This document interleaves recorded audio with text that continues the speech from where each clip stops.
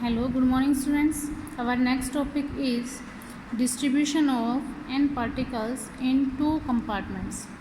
क्या कहता है अपने पास n particles हैं जिनको हमें टू कंपार्टमेंट के अंदर एक डिस्ट्रीब्यूट करना है. ठीक है, तो इसको करने के लिए समझने के लिए हम क्या करेंगे. मान लीजिए अपने पास n पार्टिकल्स हैं जिनको हमें डिस्ट्रीब्यूट करना है टू इक्वल साइज के कंपार्टमेंट के अंदर. ठीक है, तो वी नो दैट जो total number of ways of distributing n distinguishable particles in k compartments. अगर हम n पार्टिकल्स को k कंपार्टमेंट में डिस्ट्रीब्यूट करते हैं तो अपने पास जो total number of ways of distribution आएंगे वो k⁻n आएंगे. सो n particle can be distributed in two compartments. तो जितने कंपार्टमेंट हैं उसकी पावर में number of particles 2⁻n veg हो जाएंगे. ठीक है, तो जो टोटल नंबर ऑफ माइक्रोस्टेट बनेंगे वो कितनी बनेगी 2⁻n. ठीक है, अब हम कंसीडर कर लेते हैं कि n पार्टिकल्स को अरेंज करते हैं in the system to be arranged among themselves. कहने का मतलब n पार्टिकल्स को उन्हीं के अंदर हम क्या करेंगे डिस्ट्रीब्यूट करते हैं. तो फर्स्ट पार्टिकल के पास पॉसिबिलिटी है कि वो किसी भी एक पोजीशन को ऑक्यूपाई कर लेगा. तो फर्स्ट पार्टिकल के पास कितने वेज हैं n वेज हैं, है ना. तो मतलब n पोजीशंस हैं जिनमें से वो किसी भी एक पोजीशन को ऑक्यूपाई करेगा. तो उसके बाद सेकंड पार्टिकल को जब हम देखेंगे तो second particle can occupy any one of the n-1 positions, क्योंकि एक पोजीशन तो फर्स्ट पार्टिकल ने ऑक्यूपाई कर ली. उसके बाद कितनी बची n-1 बची हैं. ठीक है, तो n-1 में से सेकंड पार्टिकल किसी भी एक पोजीशन पे चला जाएगा.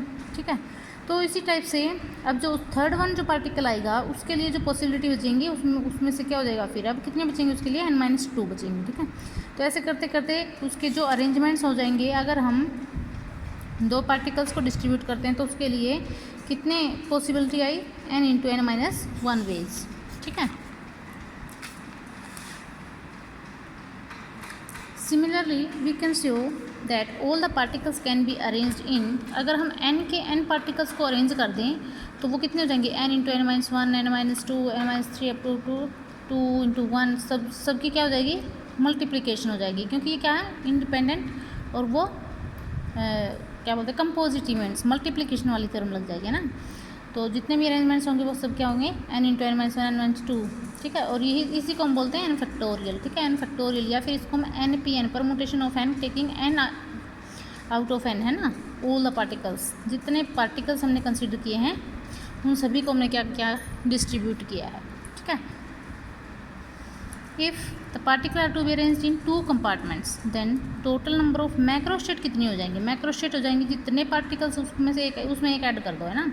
मैक्रोस्टेट निकालने के लिए अगर हमें दो कंपार्टमेंट में n पार्टिकल को अरेंज करना है तो जितने पार्टिकल उसमें एक ऐड कर दो नंबर ऑफ मैक्रोस्टेट आ जाएंगी. और ये कौन कौन सी होंगी n0, मतलब n पार्टिकल फर्स्ट कंपार्टमेंट में और सेकेंड वाले में 0, n-1 1 फर्स्ट कंपार्टमेंट में n-1 और एक जो बच गया है वो सेकंड कंपार्टमेंट में. इसी टाइप से चलते रहेंगे n-r फर्स्ट कंपार्टमेंट में और r जो है वो सेकंड कंपार्टमेंट में अप टू फर्स्ट पार्टिकल्स. एक पार्टिकल फर्स्ट कंपार्टमेंट में n-1 जो रिमेनिंग है वो सेकंड कंपार्टमेंट में. एक मैक्रोस्टेट ये हो सकती है कि पहले वाले में कोई भी पार्टिकल ना जाए और दूसरे वाले में सारे के सारे n पार्टिकल्स ले जाएँ. तो इस टाइप से जब हम इनको काउंट करेंगे तो ये अपने पास n+1 आती हैं. टोटल मैक्रोस्टेट कितनी हो जाएंगी, n पार्टिकल को जब दो कंपार्टमेंट में डिस्ट्रीब्यूट करेंगे तो टोटल मैक्रोस्टेट n+1 हो जाएंगी. ठीक है, अब कोई एक मैक्रोस्टेट कंसीडर करते हैं. Consider macrostate r(n-r). इसका मतलब है कि r particles are to be distributed in first compartment and n-r जो है वो सेकंड कंपार्टमेंट में चले जाएँ. तो इस अरेंजमेंट के इस मैक्रोस्टेट के कोरिस्पॉन्डिंग जो अरेंजमेंट हैं r particles are meaningless which can be arrange in r factorial ways, है ना. क्यों, क्योंकि जब हम r फैक्टोरियल वेज में r पार्टिकल्स को डिस्ट्रीब्यूट करेंगे तो ये क्या होंगे, इनमें से इतने मीनिंगलेस हो जाएंगे. r particles are meaningless, arrangement of r particles are meaningless which can be arranged in r factorial ways. Similarly, n-r particle can be arranged among themselves. This is important, है ना. उतने ही पार्टिकल उतने ही के अंदर among themselves in n minus are factorial ways. From here we find that जो total meaningless हो जाएंगे arrangement वो कितने हो जाएंगे, r factorial into n minus r factorials. Total number of arrangements is equals to number of meaningful arrangement into number of meaningless arrangement. तो total number of arrangements n factorial जो अपने पास आई हैं वो कितने हो जाएंगी, number of meaningful arrangement into meaningless कितने हैं, R factorial into N minus are factorial. तो इसमें से मीनिंगफुल अरेंजमेंट की वैल्यू आ जाएगी अपने पास एन फैक्टोरियल, ये इसके नीचे चला जाएगा, divided by are factorial N minus are factorial. As a number of meaningful arrangement of a macrostate, एक macrostate are N minus r जो हमने कंसीडर किया है उसके अंदर जो मीनिंगफुल अरेंजमेंट होंगे वो उसकी क्या देता है, उसकी थर्मोडायनेमिक प्रोबेबिलिटी देता है। तो जो थर्मोडायनेमिक प्रोबेबिलिटी है of macrostate are N minus R वो किसके इक्वल हो जाएगी, N factorial divided by are factorial N minus are factorial. और इसी को हम बोलते हैं combination of R from N, ठीक है। तो या फिर यही वैल्यू सेम होती है N combination of N minus are.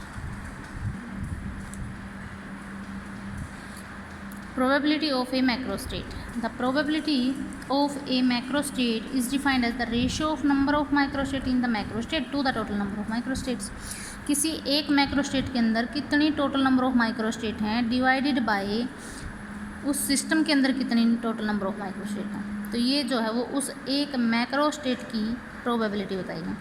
मान लेते हैं अपने पास एक मैक्रोस्टेट है आर एन माइनस आर, इसकी प्रोबेबिलिटी निकालनी है। तो इस macrostate are N minus R के अंदर कितने नंबर ऑफ माइक्रोस्टेट हैं डिवाइडेड बाय उस सिस्टम के अंदर टोटल कितनी माइक्रोस्टेट हैं, ठीक है। और जो एक मैक्रोस्टेट के अंदर नंबर ऑफ माइक्रोस्टेट होती हैं वही थर्मोडायनेमिक प्रोबेबिलिटी होती है उस मैक्रोस्टेट की। तो इसी को हम लिख सकते हैं thermodynamic probability of the macrostate divided by 2 raise to power n, क्योंकि 2 रेज़ टू पावर n क्या है उसमें टोटल नंबर ऑफ माइक्रोस्टेट यानी सिस्टम, ठीक है।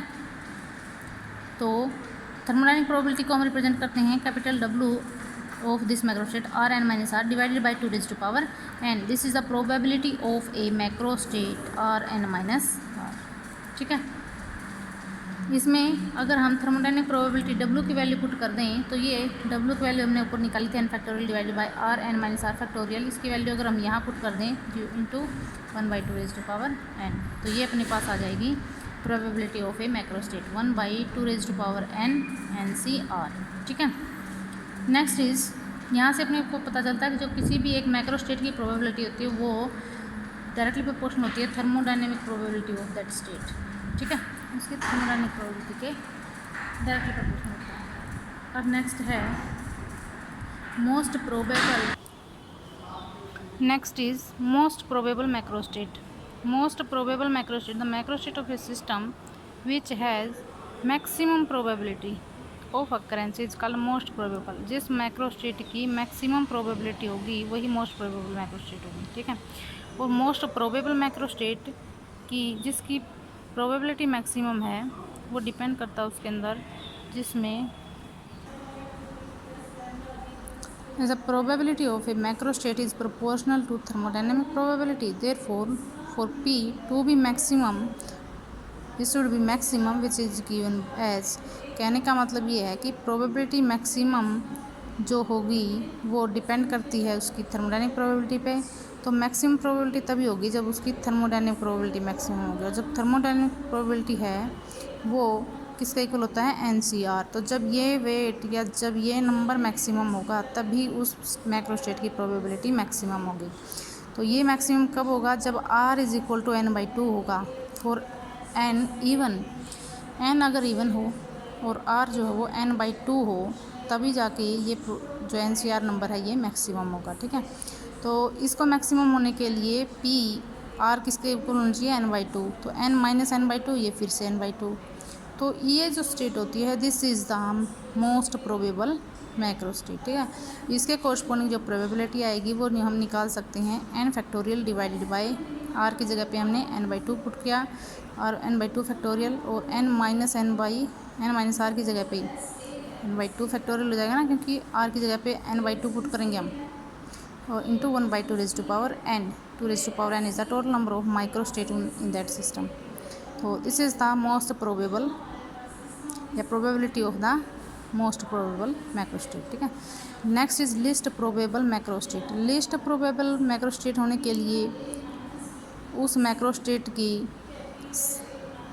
जो प्रोबेबिलिटी है वो क्या होगी, मिनिमम होगी उस मैक्रो स्टेट की। The macro state of the system which has minimum probability of occurrence, उसी मैक्रो स्टेट को हम बोलते हैं लीस्ट प्रोबेबल मैक्रो स्टेट। जिस मैक्रो स्टेट की प्रोबेबिलिटी मिनिमम है उसी को हम बोलते हैं लीस्ट प्रोबेबल मैक्रो स्टेट। और लीस्ट प्रोबेबल होने के लिए उसकी थर्मोडायनेमिक प्रोबेबिलिटी उस मैक्रो स्टेट की मिनिमम होनी चाहिए, और वो मिनिमम तब होगी जब NCR मिनिमम होगा। और NCR मिनिमम कब होगा, जब R इज इक्वल टू या तो 0 या फिर R is equal to n हो। ठीक है, तो अपने पास जो मिनिमम प्रोबेबिलिटी आएगी वो किसकी आएगी, एक मैक्रो स्टेट जो कि अपने पास 0n है, P प्रोबेबिलिटी ऑफ 0n या फिर प्रोबेबिलिटी ऑफ n 0।